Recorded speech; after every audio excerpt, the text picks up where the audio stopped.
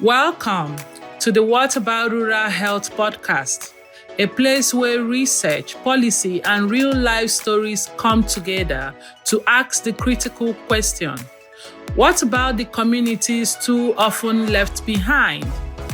I am Chinasa, a development and global health policy strategist. And for me, this work is personal.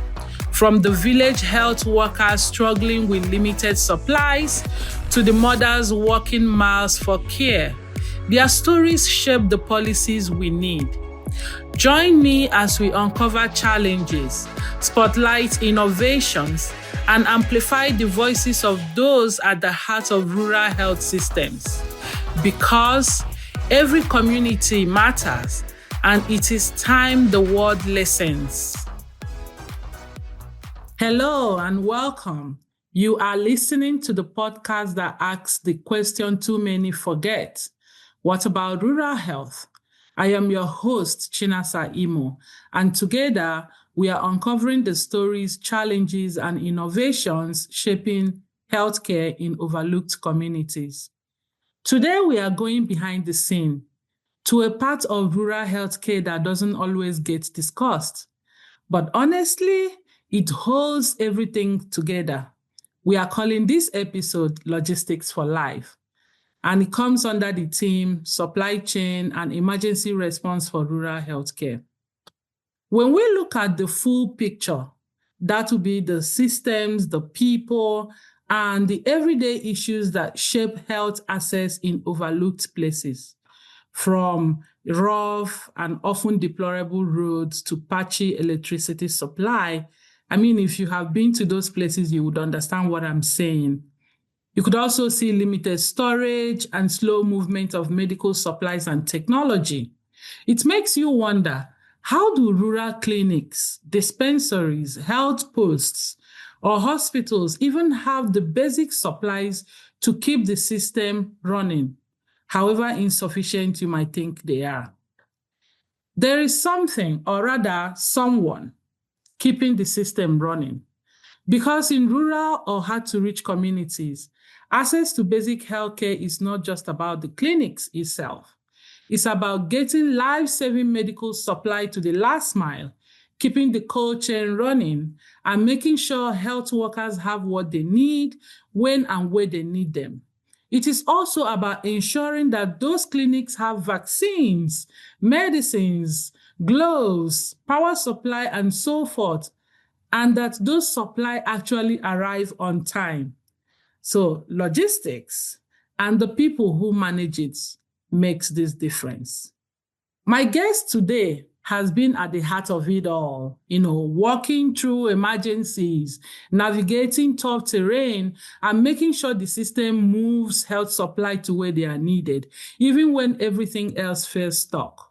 So, if you've ever wondered what it takes to get medicine, vaccine, and essential life-saving supplies to rural communities beyond the grid, this episode is for you. Idrissa Rogers is a logistics specialist currently working with UNICEF in Sierra Leone. He is someone I've had the privilege of meeting during one of the most intense public health emergencies of our time, the Ebola outbreak in Sierra Leone. In 2014, I was serving as a humanitarian affairs and psychosocial officer with the African Union Mission posted to the Tonkolili district. My work involved everything from community surveillance oversight and psychosocial support to child protection and daily visit to families under quarantine. To do that work, I had to liaise with various UN agencies on the ground, UNMIA, UNICEF, World Food Programme, and so on, to ensure that families had what they need to survive, including food and basic supplies. That is where I met Idrissa, who at that time was working with World Food Programme as a logistics officer, making sure that food aid and essential supply reach quarantine households, families in need, and hard-hit communities. Even back then, it was clear how critical logistics is and how much heart, precision, and strategy it takes to ensure that life-saving supply reaches people in crisis. Since then, Idrissa has continued to bring that same drive and dedication, leading logistics effort from the front line. He has over a decade of experience in logistics and supply chain management and has worked across major emergencies, name them, starting from Ebola to COVID and other smaller disease outbreak in between. He has worked with Plan International and has also played a pivotal role in everything from shipment to fleet coordination to procurement to warehouse management to last mile delivery. And at UNICEF, he has served in different roles, including as logistic lead for the nationwide malaria campaign, helping to ensure life-saving mosquito net reaches communities across all of the 16 districts of Sierra Leone. And for those who don't know, Sierra Leone, some countries use county, but Sierra Leone uses district. So the entire country is divided into 16 districts. He holds a Bachelor's of Commerce, a postgraduate diploma in procurement, an MBA from the University of Sierra Leone, and he has continued to build on his expertise through professional training and advanced study. And most recently, he is pursuing an MSc in supply management and logistics at Aden University in Berlin, Germany. Congratulations for all of this. So from emergency response to long-term system building, from warehouse operation to community service, Idrissa brings deep knowledge, grounded experience, and quiet determination to one of the most critical aspects of rural healthcare delivery. So Idrissa, it's such a full circle moment to have you here. Welcome to What About Rural Health? Thank you so much, and I really appreciate that was really brilliant presentation you did back then, and I think you've already laid the platform for us to talk about so many things that are happening in this part of the world, and to also share my experience so far. Thank you very much. Thank you so much. All right, so before we continue, let's take a quick break. Welcome back. You are still listening to What About Rural Health with Chinasa, and with me in the studio is Idrissa. So Idrissa, let's go to the main conversation. One thing people often don't see is what it takes to move supplies from central store to the last mile. And I know that you've talked a lot about those challenges, and I now want us to move what exactly it is that gets in the way, and how do you and your team work around that? Okay, so of course, I will focus basically on in a situation, for example, moving supplies. I think one of the key, I would say partners, because even our service providers are our partners. For example, you talk about transportation services. How is this transportation business in the country? I mean, people that are in the transportation business, how equipped they are. Do they have the right trucks? Do they have the experience in moving some of these things? And of course, in Sierra Leone, we have a lot of transporters. We have also a lot of service providers in the clearing and forwarding business, because, in that sector, we don't get involved like going to the port every day to be going up and down, making sure that we clear some of these consignment. We rely on the CNF agent, the transporter, and other service providers. But for this case, I would say, let's base it on the transporter. Mm-hmm. You will have a transporter who has, for example, they will show up very good paperwork, everything is good. They will say, oh, we have this number of trucks, we have this number of trucks. The day for them to start moving things, then you start to see what it actually means, So it's a critical thing that most times, if you're not able to get around it from the inception in terms of who you're going to contract, whether or not you're going to put the contractor in some kind of competition, because for me, that's the best solution I'll go for. Always have a backup plan.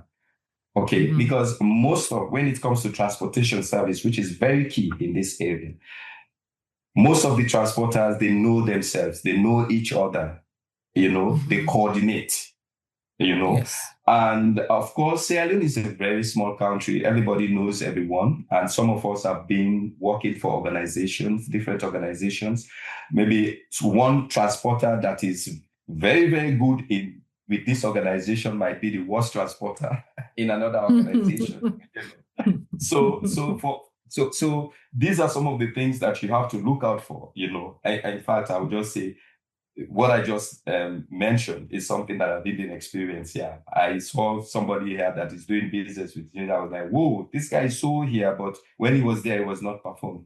So all of these things you have to put on the table, and you have to, for me, just make sure that you have a backup plan and make sure that people are competing, because once they know that if you're not able to move these things, somebody else is going to pick it up in the next moment and move it to where it is. And that person is going to have a better reputation than you. Then the transporter knows he has to perform. But most of the times, also because of capacity, you might not have that broader base, to be able to execute things properly.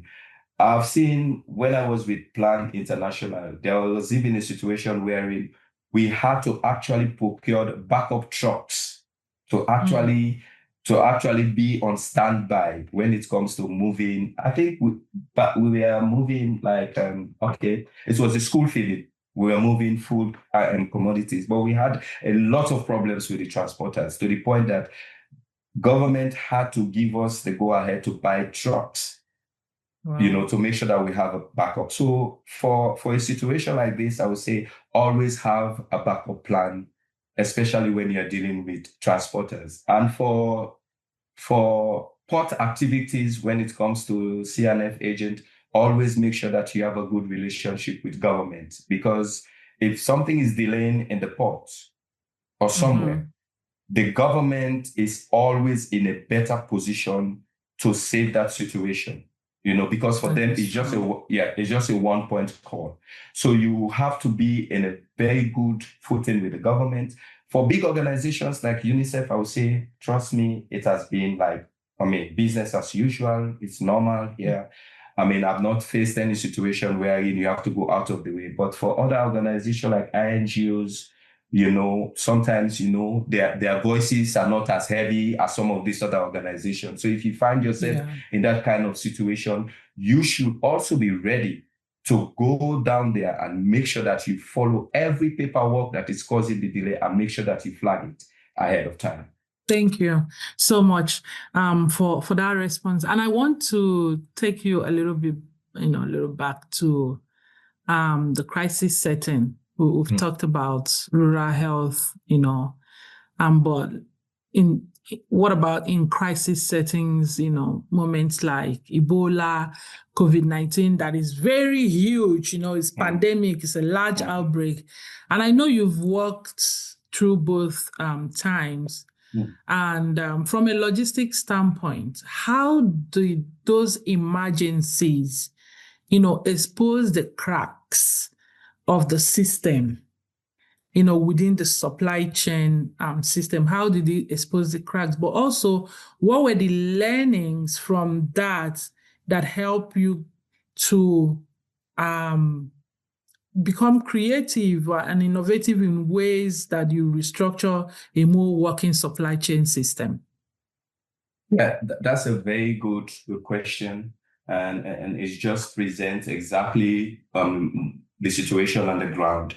And in a situation, especially in emergency, like I said, there are so many challenges when it comes to actually dealing with external partners and people's perception, and people's perception. I remember when I was doing an interview for the logistics specialist role, and then I think I was citing an example wherein I said I showed up at a distribution center.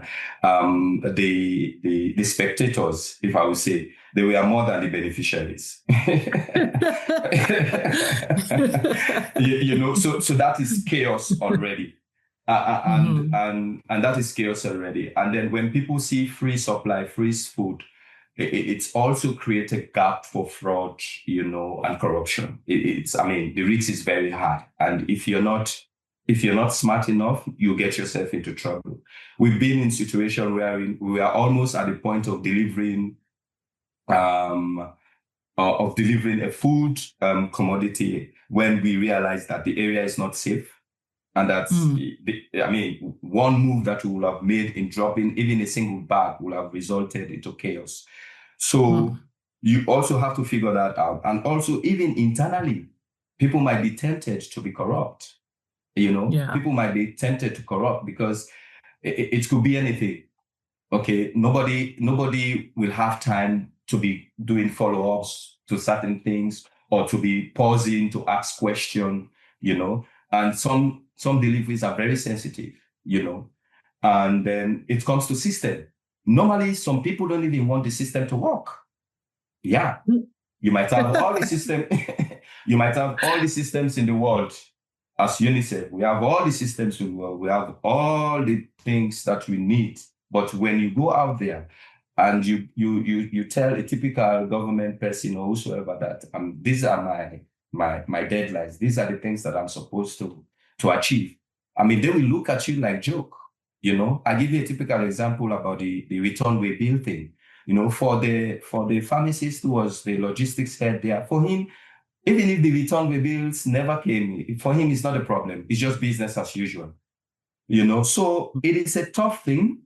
And for us in this part of the world, we are not yet ready to embrace some of these innovations, because it might block some way of getting, our extra stuff, benefits. Some people, you give them computers, you give them training. In fact, they will take the computer home so that their children will be watching movies.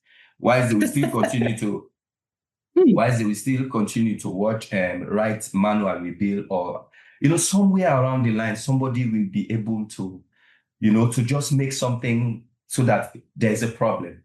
So for me, normally what I think we should be focusing on, like I said, it's not just about building internal capacities, because this is what I see all the organizations that I've been with.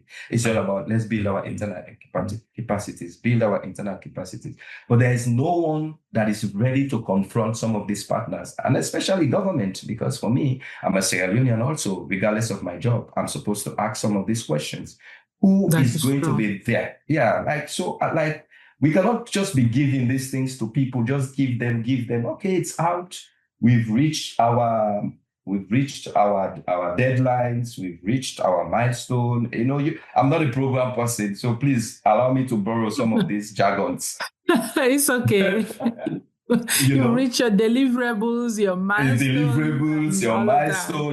It's good. At the end of the day, you're able to send a good report. But I can tell you, Chinasa, if you look at, where we're coming from Ebola to COVID, to whatever emergency that we've had in this country, cholera and all of it, trust me, our partners, they've not learned anything. I would say for us, we've learned something because we still have those experiences, we still have those data, we know how to confront some of these problems. But I'm telling you, the government and the local authorities out there, no one is learning too much. And not that they don't have the opportunity to learn, but everybody is reluctant. I think to some extent, people are just comfortable with supply chain when it gets to that level and the pattern and the manner in which they are doing it. So for me, I think we should begin to step out of our comfort zone a bit. I don't know if, of course, our operation does not permit us to be going that far, but I think we should also be going that far, even if it comes to deploying people ahead of time to make sure that things goes right. Because at the end of the day, we cannot be going to emergency and coming out of it and experiencing the same thing. Over and again. Over and over again. For me, I think that's, given the number of emergencies and the number of, can you imagine how many NGOs and UN agencies that are operating in this country since I was born until today? We should, honestly, UNICEF should not be having so much staff here trying to even go to the point of implementation. No. We should be confident enough to actually, delegate some of these things. We can even go to bed and sleep, that it will be fine. But for me, I think we've not been achieving much on that. Thank you for that response. And Yeah. I resonate with all that you have explained. I'm in Nigeria, and I don't think the problem looks a little bit different if we Exactly. replace Sierra Leone with Nigeria. So I understand all that you are saying. Yeah. And, that gets me to ask you a question around innovation. The other time you were mentioning when you were answering about the malaria campaign, you mentioned something about in-user monitoring. Yeah. And I'm just broadly curious about innovation and digital supply tools in supply chain. It's different when you are working in a rural environment and when you are working in urban setting. So what technologies have you seen or that have you deployed to improve the system in real time that is making a difference for rural communities?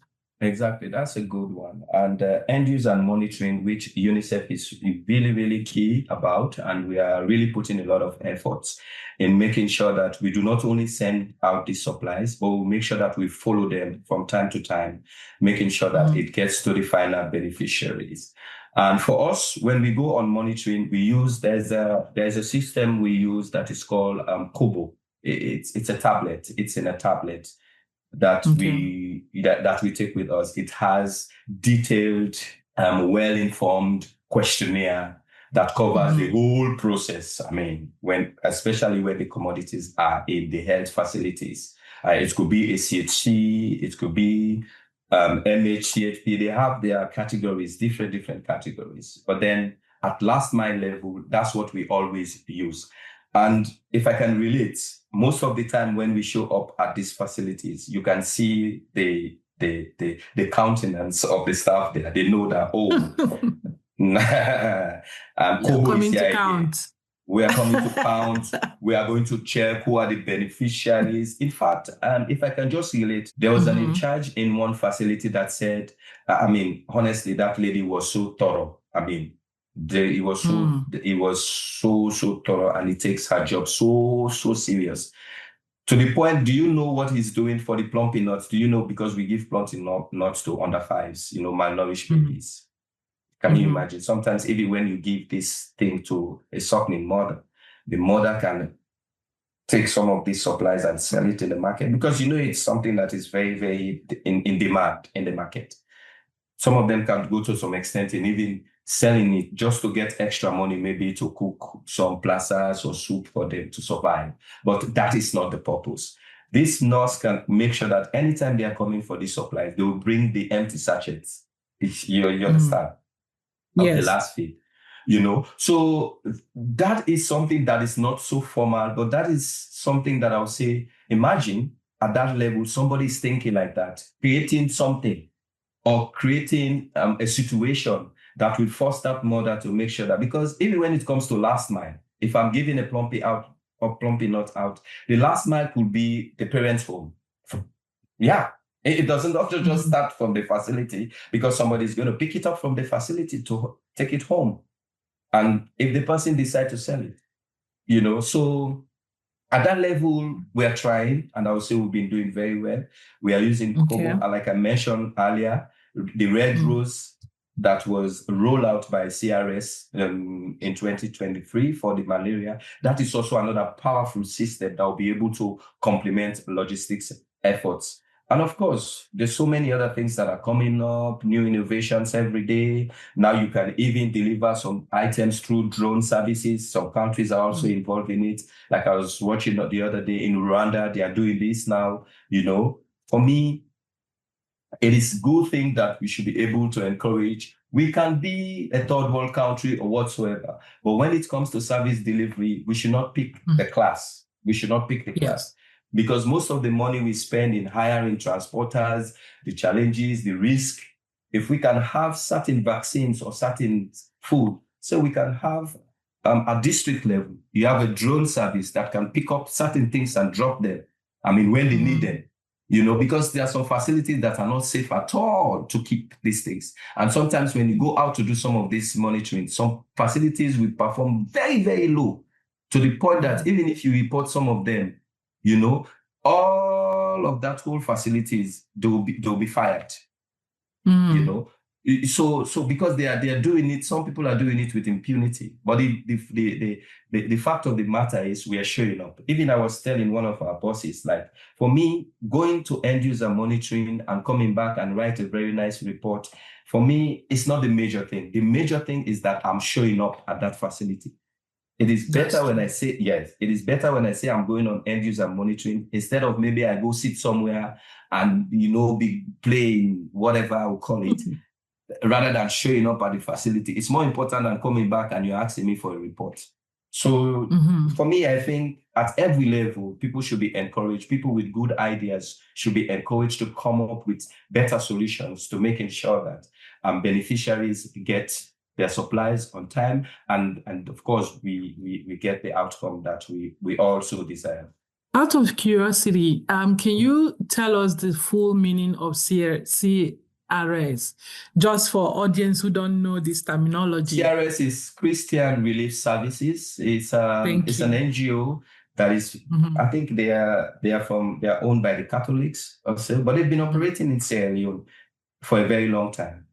Thank you so much. So when you were talking and you mentioned some facilities that if you report all that they do, a whole lot of people get fired, it put me in a mix of, one of the reasons why we continue to see some of this challenge persist, but also in between of deciding to close off a health facility that could possibly be the only health facility within that location, within that area coverage that is serving, a population of people. So it puts program officers like me, it puts policy advocates like me, it puts, logistical people like you and, other kinds of people in a fix of, we know this facility is not performing. We know that there's a whole lot of issues here, but we do not want to close out this place. How do we, now this is me asking you a question about collaboration, because you've mentioned so many about, have so many conversations, and you mentioned a lot of partners, even government being part of partnership, which means that healthcare is not just delivered by one set of, persons or an organization. It requires collaboration. So when we look at those collaborations on the ground with local government, with field officers, and even communities themselves, how do you think we can solve a problem that looks like the one you just painted about non-performing centers? And what makes a good relationship work to the point people can go to such facility to get care without being, maltreated, without having some of these logistical supply getting lost or even getting expired? And I remember while I was in Sierra Leone, I had to quarrel with a UNICEF staff that held on the, the milk for the baby was there in the store.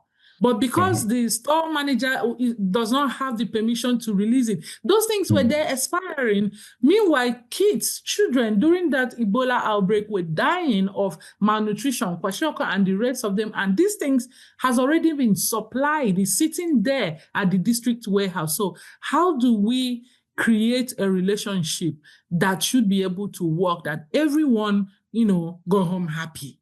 For me, I think, because let me just give a typical structure of how it works in Sierra Leone, because of course, we have the DHMT, and the DHMTs are the one that manages all of these facilities.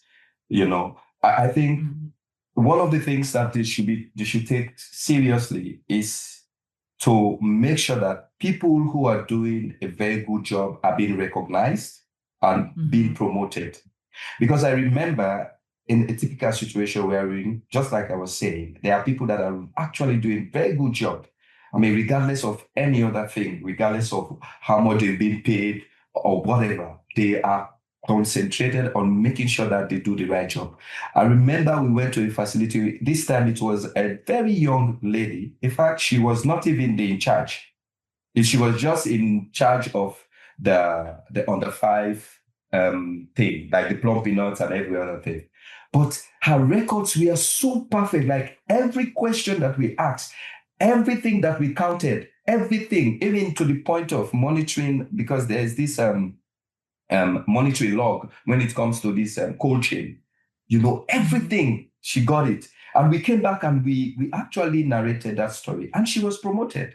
She was taken from that facility and promoted to head another facility immediately.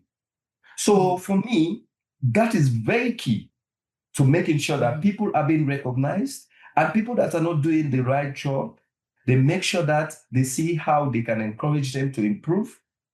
And if they don't improve, probably they should be withdrawn, from those facilities.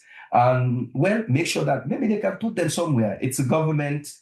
Most times they are government employed. Some of them have been quotes. Firing them straight like us is not so easy. You have to go through a lot of processes.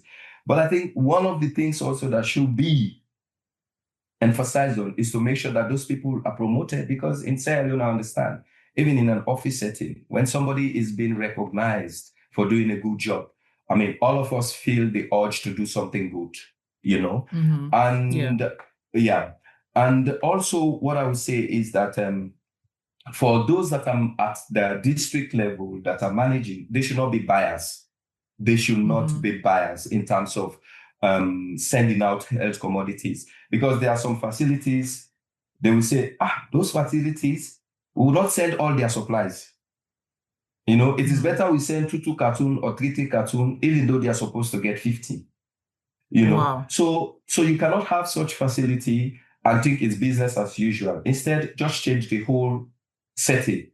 And also, we need to make sure that we define the business process and also define people's role.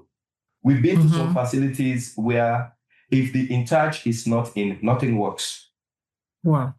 Yeah, he has to close the facility, take the keys for the stores, and so many. Sometimes we go to these facilities, we don't have access to do our monitoring work properly because the in charge maybe went to another village or maybe went somewhere to attend. There's nobody to delegate to? No. So we should be able to identify those problems, because it is not normal. These are health facilities. People should have access to everything at any time. At any time, somebody will show up, as a visitor. So we should make sure that there is a clear power structure, and that also sometimes people can abuse their powers. And most times it happens. You have the in charge who thinks he can do everybody else's job. You have the in charge who doubts everyone. Okay, it's good to doubt people if you have a good reason to doubt them, but you cannot be doubting everyone. If you're not comfortable with working with someone, say it loud. Try to coach the person, try to improve. But if it's not working, call for support. If you need the person to be withdrawn, then say it. But sometimes they don't have these honest discussions. They will be keeping that problem within themselves, and it is affecting the services. But what if somebody shows up with a critical situation and they cannot get access to supplies? So for me, that's very critical. Thank you. Thank you so much. We'll go for a short break, and as we wrap up, I would ask you to leave us a final word. Do you want to help drive rural health forward? We are looking for passionate volunteers. Support our work from research to storytelling to outreaches. If you believe every community deserves care, join us. Visit the link in our bio or show notes to sign up. Welcome back. So, Idrissa, from all that you have been saying, and it's been wonderful discussing with you, one thing that you have reminded us is that even the best health policies or trained health workers cannot succeed if supplies don't move. In fact, if they don't move on time and where they are needed most. So a resilient supply chain is foundational in delivering healthcare to those who need it and equitably. And for us to have that resilient system means transportation has to work. Technology needs to be upping itself every point in time. People need to be committed to doing the work and not just show up because it's civil service work. And partners need to learn forward, especially externally on how the outside terrain function, because even if you build all the capacities internally for those who, manage these processes, if they don't match up with the external pressure, then, there's no synchronization yet. So on one last question, and I'm asking you this for someone that is listening and who is thinking about a career in humanitarian logistics, or maybe they're already doing the work but feeling overwhelmed, what advice will you give them? What's help you stay grounded and keep you going over these years? Transfer this to someone that wants to move into this space as we close and round up. Okay, that's a good one. It's a tough one again. But I would say, in life, some people get into a career, it's their calling, meaning this is something they've loved from day one. Some people get into it because, of a situation, but once they get into it, they begin to love it and they feel motivated to even do better than even somebody who loved it from ages. There are some who get into it, they don't love it. They don't want to be there. I remember there was a young intern that was coaching at Plan. So she was transferred to me to help me in the stores and every other thing. But, she was not interested at all. And we started working a day and two, and she was like, oh, like all the female that they gave me at Plan. Sorry, you are a female. But all of them. And probably this is something that I would say, like, I don't see, especially for Sierra Leone, I don't see our young, female, energetic, brilliant ladies opting for logistics work. And I don't know why, but it's a career path that actually suits somebody who loves to move, who loves to go out there and make sure that things are done. For me, that's the thing that I love about this job. It's not just about sitting in the office, watching computer and moving business processes, using systems. No, it's about you going out there, seeing real life situations. Sometimes you can even be involved in something that you're not even, it's not even your role, but you have to do it. I remember at some point in Bo, we had to take off our shirts and start to move things like normal laborers, because the laborers were just sitting there, very small load to move. They were just unmotivated. So we have to do that as a demonstration that, you know what, even if it comes to the worst case scenario, we can carry this load, not just so you have to have that mindset, that selfless mindset. You can only make it in logistics when you're selfless, because for me, the tools are there. And not to talk of 2025, everything is there. You can get access to information, but you should be somebody who is agile, who likes to move. Who likes to move and get things done practically, not, because in operations, in logistics operations, everyone is a support staff. We don't have cadres. No, we don't have cadres. When push comes to shove, you have to forget about that computer and go down there, because it's your reputation. It's your reputation on the line, So for and not me, just your reputation, there is also other people's life on the line that needs to get those things. Exactly, and of course, there are people on lives on the line, and of course, and after you've done all of that, you go back home, lie down on your pillow. It doesn't matter how much you've been paid, but you still appreciate that moment, that effort that you made in making sure that somebody's life is being saved, or somebody gets the relief that they dearly need in their life.